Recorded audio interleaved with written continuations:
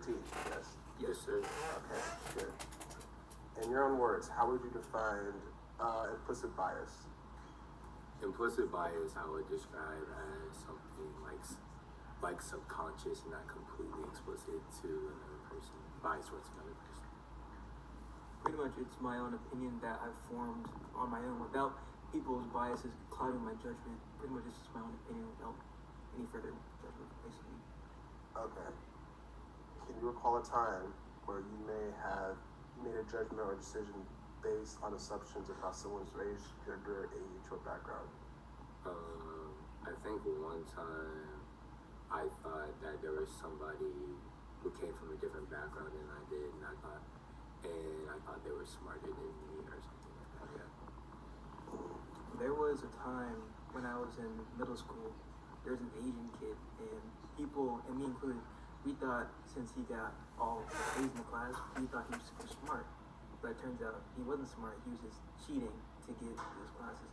And to thinking that bias that he was Asian, it was just like the norm back then that you thought he was smart because he was Asian, which is fucked up. But I was young and stupid, so I didn't know better. Okay. How comfortable are you discussing topics like related to race, gender, or discrimination? I'm very comfortable with that. I have those discussions all the time. I feel like it needs to be had. I feel like the more you're comfortable with it, the more you can accept the race of other people and learn to change as people and just learn how to be more, I don't know, more of a community than just being separated based on race, gender, sexual equality, all that stuff. Okay. One last question. In your own opinion, how does implicit bias affect workplace, schools, or communities? It does have some effects on hiring for sure. I remember that there was something in California or something, or somewhere in the U.S. where they had to not use discrimination because of somebody's hair, so that could be an implicit bias that because of their hair or anything like that, it could be seen as unprofessional. So they had to pass a law or a policy or something that had to be less biased with somebody's hair texture or hair type. Based on what you're saying, in the workplace, it's very noticeable.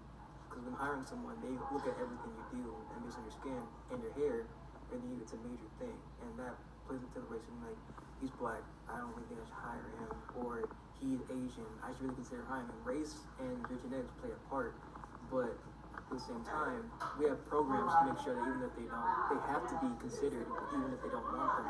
Even though they're gone now, we had DEI programs that were helping minority races get jobs, even people didn't want them, you have to consider them. So I feel like it's hard, but it's not out the norm to say you should be able to be hired based on your race, your skills for sure.